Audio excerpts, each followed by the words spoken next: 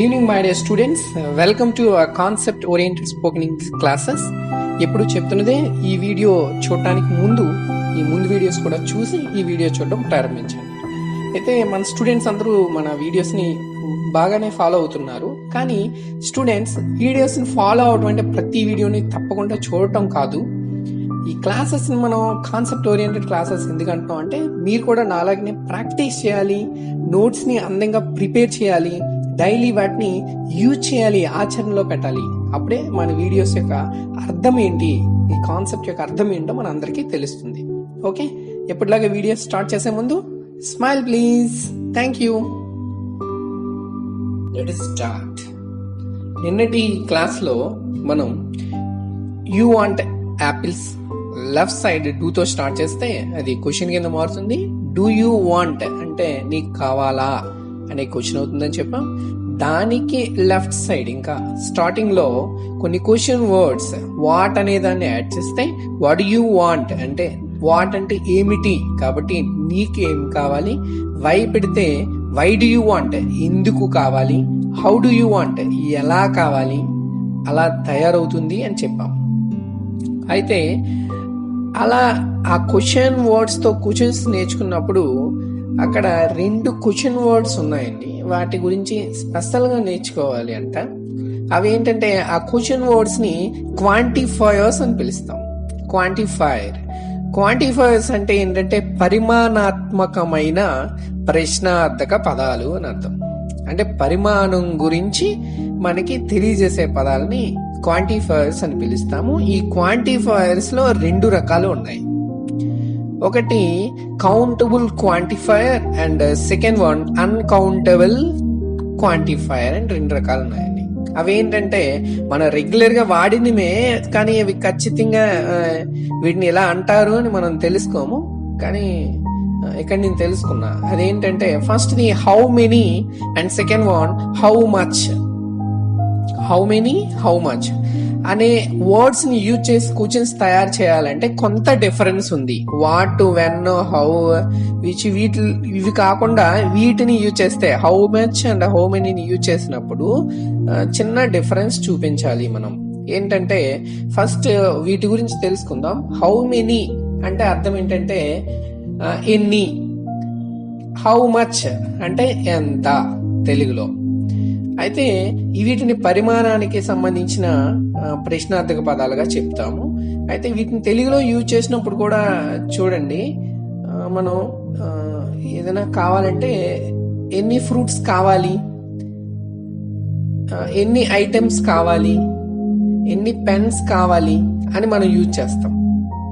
అంటే అర్థం ఏంటంటే ఈ 2 క్వాంటిఫైర్స్ ని ఉపయోగించి క్వశ్చన్ తయారు చేయాలి అంటే ఈ క్వశ్చన్ పక్కన ఎన్ని పక్కన డైరెక్ట్ గా ఐటమ్ పేరేంటో కూడా రాయాలంట.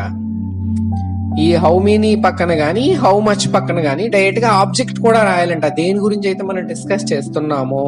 ఫర్ ఎగ్జాంపుల్ ఫ్రూట్స్ కోసం అయితే how many fruits, how many apples, how many chocolates, ఇలా.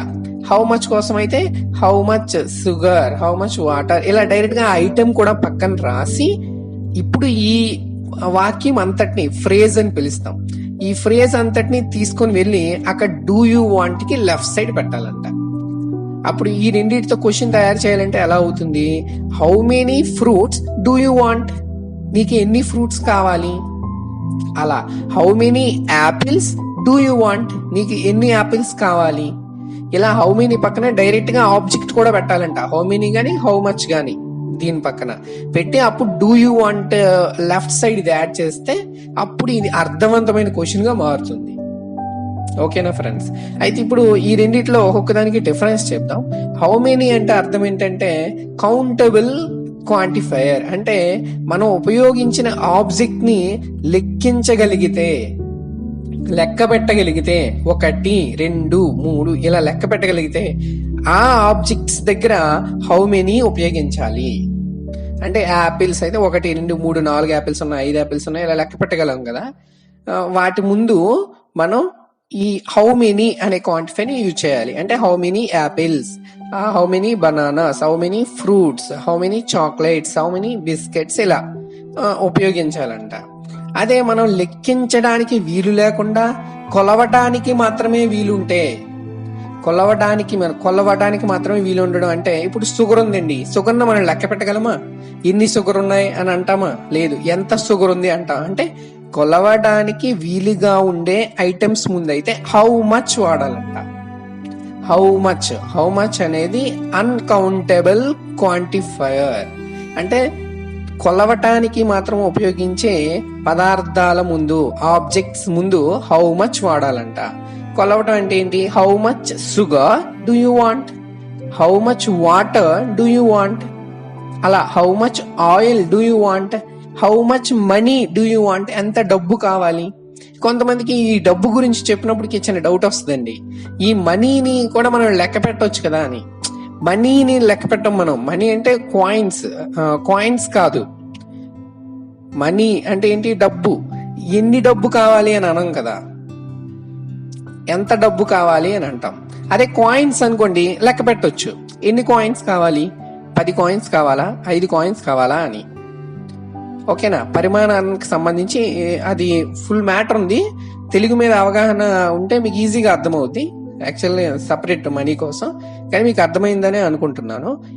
మనీని మనం కొలుస్తాం, లెక్క పెట్టం. అదే లెక్క పెట్టినవి ఏంటంటే కాయిన్స్ అనమాట. కాయిన్స్, నోట్స్, వాటిని యూజ్ చేసినప్పుడు హౌ మెనీ వాడతాం. డబ్బు, మనీ అనే వర్డ్ యూజ్ చేసినప్పుడు మాత్రం, మనీ అనే వర్డ్ ఏంటంటే అది ఒక క్వాంటిఫైర్, క్వాంటిటీని తెలియజేయడానికి వాడే ఒక పదం అనమాట. కాబట్టి అక్కడ మాత్రం how much money do you want అనే వాడుతాం. ఓకే ఫ్రెండ్స్, అర్థమైందా? How many and how much గురించి నేర్చుకున్నాం. వీటిని క్వాంటిఫైయర్స్ అని పిలుస్తాము. ఒకటి countable quantifier, uncountable quantifier. Countable అంటే మనం లెక్కించడానికి వీలైన ఆబ్జెక్ట్స్ ముందైతే హౌ మెనీ యూజ్ చేయాలి. కొలవటానికి, లెక్కించడానికి వీలు లేకుండా కొలవటానికి మాత్రమే వీలుండే ఆబ్జెక్ట్స్ ముందైతే హౌ మచ్ యూజ్ చేయాలి. ఓకే ఫ్రెండ్స్, ఇప్పుడు దీన్ని బట్టి కొన్ని క్వశ్చన్స్ చూద్దాం. ఆల్రెడీ చెప్పాను, నీకు ఎన్ని యాపిల్స్ కావాలంటే how many apples do you want. Question లో ఎప్పుడైనా నీకు కావాలా, ఎన్ని కావాలి అని యూజ్ చేయాలంటే డూ యూ వాంట్ అనేది అని పెడుతూ ఉండాలి. How many apples do you want? How many grapes do you want? How many chocolates do you want? అలా how much sugar do you want? How much money do you want? ఇలా ఇవి ఈ how much and how many తో మనం ఇలా తయారు చేయొచ్చు.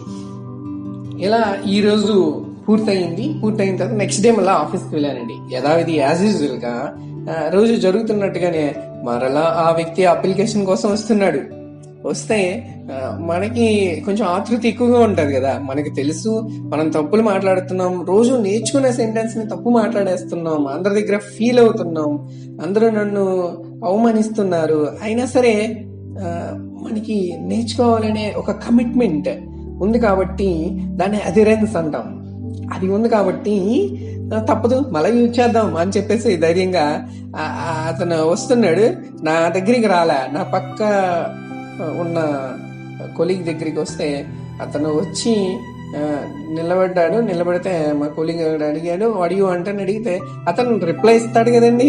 ఆ రిప్లై నేను ఇవ్వనివ్వకుండా నేనే ముందే అనేస్తున్నాను, ఏంటి హీ వాంట్ అన్ అప్లికేషన్ అని అన్నా.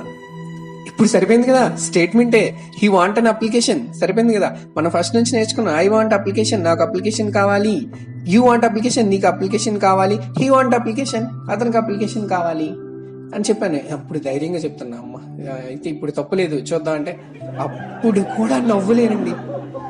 అబ్బా ఏంటి, సరే జాగ్రత్తగానే నేర్చుకున్నాను కదా, మళ్ళా తప్పేంటబ్బా అని మళ్ళా కొంచెం ఆలోచనలో పడిపోతే నవ్వుకున్న తర్వాత ఆయన చెప్తున్నాడు, సార్ నీ కోసం నా కోసం మాట్లాడుకున్నప్పుడు ప్రాబ్లం లేదు, కానీ థర్డ్ పర్సన్ కోసం మాట్లాడితే, అంటే ఎవరైనా అదర్ వ్యక్తులు, అతడి గురించి కానీ ఆమె గురించి కానీ థర్డ్ పర్సన్ కోసం మాట్లాడినప్పుడు వాంట్ అనకూడదు, వాంట్స్ అనాలి, చివరి ఎస్ పెట్టుకోవాలి అని చెప్పాడు. హీ వాంట్స్ అన్ అప్లికేషన్ అని అనాలంట. He wants an application. అదే ఆమె ఎవరైనా ఒక లేడీ వస్తే సీ వాంట్స్ అన్ అప్లికేషన్ అనాలంట. లేదా ఎవరైనా ఆ వ్యక్తి పేరు తెలిస్తే రవి అయితే రవి వాంట్స్ అన్ అప్లికేషన్ అనాలంట. ప్రియా అయితే ప్రియా వాంట్స్ అన్ అప్లికేషన్ అనాలంట థర్డ్ పర్సన్ కోసం మాట్లాడితే. ఎందుకంటే ఒక విషయం తెలుగులో చూడండి, ఉన్నది అనే విషయం ఉందనుకోండి, నా దగ్గర ఉంది అనడం కోసం ఒకసారి చూస్తే ఉన్నది, ఉన్నాడు అనే సింగులర్ కోసం మనం మాట్లాడుతున్నాం.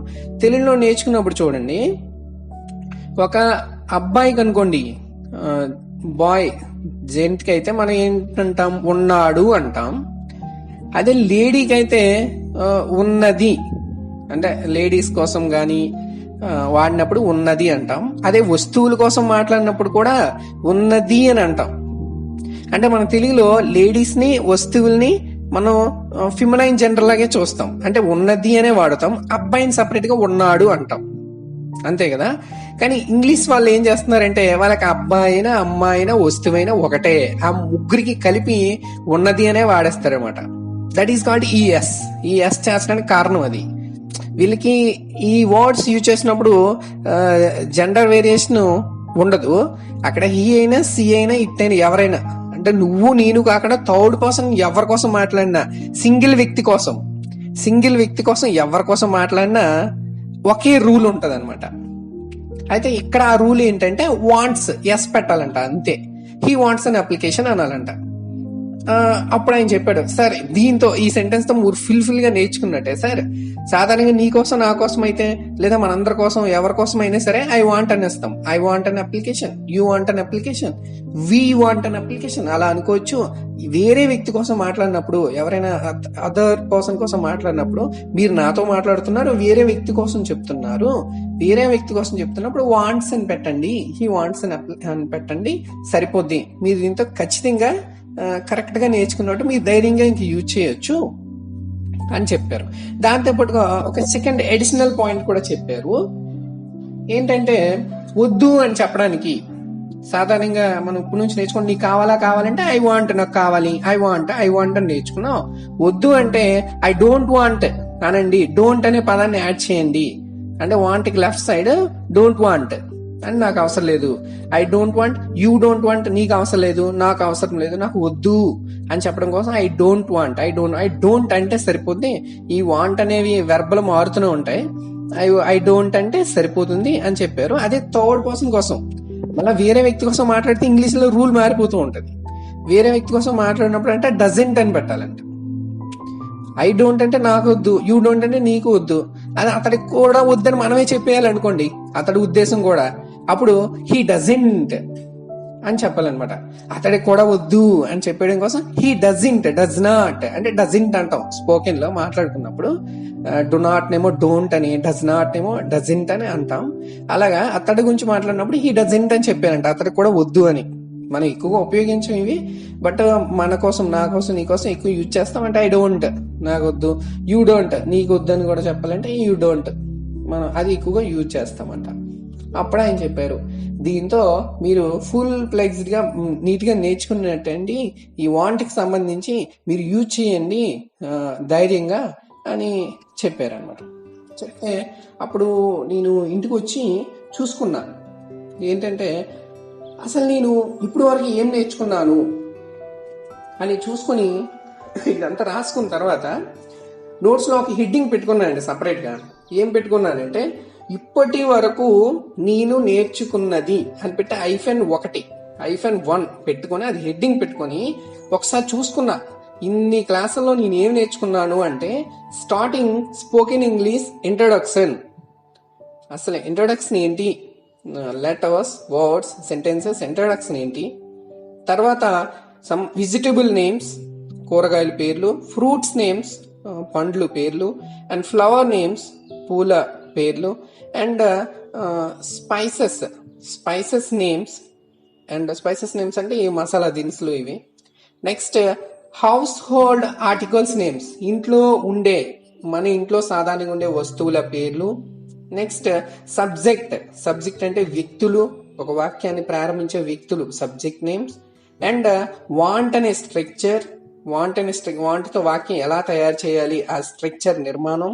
తర్వాత ఆ వాంట్ అనే స్ట్రక్చర్ లో సాధారణమైన వాక్యం ఐ వాంట్ అనే వాక్యం ఎలా, తర్వాత డూ యూ వాంట్ నీకు కావాలా అనే క్వశ్చన్ ఎలా, వాటికి వై యాడ్ చేస్తే వై డూ యూ వాంట్ ఎందుకు కావాలి, వాట్ డూ యూ వాంట్ ఏమిటి కావాలి, and how do you want ఎలా కావాలి, how many items do you want ఎన్ని కావాలి, how much how much something ఏదో ఐటమ్ పేరు, ఎంత కావాలి, how much do you want, ఎంత కావాలి అనే వర్డ్స్ గురించి నేర్చుకున్నాం.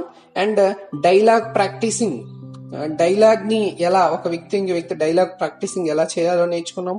ప్రాక్టీస్ టెస్ట్ నేర్చుకున్నాం. అండ్ న్యూ వర్డ్స్, మన రెగ్యులర్ గా వాడిన వాక్యాల్లోనే కొత్తగా డిఫరెంట్ గా మంచి ఇంగ్లీష్ పదజాలం మన దగ్గర ఉందని తెలియచేయడానికి వాడే న్యూ వర్డ్స్, వాటిని వొకాబులరీ అని పిలుస్తాం. ఆ వొకాబులరీని నేర్చుకున్నాం. ఓకే, ఇంత నేర్చుకున్నా కానీ ఒకసారి చూసుకున్నా అసలు ఏం నేర్చుకున్నాం, ఏం జరుగుతుంది ఇక్కడ అనేది చూసుకున్న తర్వాత ఇంకా ఆ రోజు ముగిసింది. నెక్స్ట్ డే ఆఫీస్కి వెళ్ళినప్పుడు ఒక మేడం గారిని అడిగాను, మేడం ఎక్కడో నేను ఒక ఇంగ్లీష్ బుక్ లో చదివాను మేడం, ఒక రైటర్ చెప్పారు సాధారణంగా ఇంగ్లీష్ లో మినిమం 3000 పదాలు నేర్చుకుంటే మనం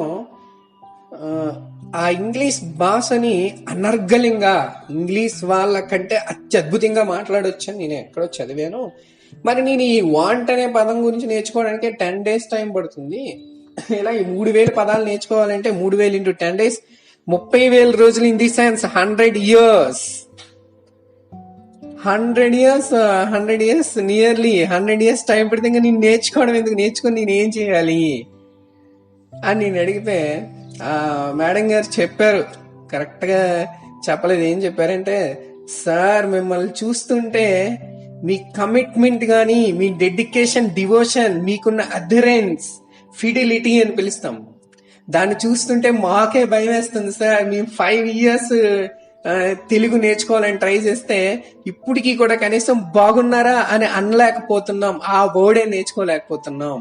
బట్ మీకున్న ఈ క్వాలిటీస్ ని చూస్తే మీరు 100 years ఏంటి సార్, 100 minutes లోనే మొత్తం లాంగ్వేజ్ మాకన్నా బాగా మాట్లాడతారేమో అని నాకు అనిపిస్తుంది. కీప్ ఇట్ అప్ సార్, మీరు నేర్చుకోగలరు. ఎందుకంటే అట్మోస్ట్ ఆల్రెడీ మీరు ఇంగ్లీష్ లోకి ఎంటర్ అయిపోయారు, చాలా విషయాలు ఇప్పటికే నేర్చుకున్నారు. ఇవన్నిటికీ ఏ స్మాల్ వర్డ్ ఒకటి యాడ్ చేస్తే చాలా ఎక్కువ నాలెడ్జ్ ని మీకు తెలియకుండానే ఇప్పుడు యూజ్ చేస్తారు రేపటి నుంచి అని చెప్పారు. ఎస్ అవునా మేడం, చెప్పండి మేడం, ప్లీజ్ మేడం ఆ వర్డ్ ఏంటి మేడం అని అడిగా. ఆ వర్డ్ ఏంటో మేడం చెప్పారు, అది నెక్స్ట్ క్లాస్ లో డిస్కస్ చేద్దాం. Thank you.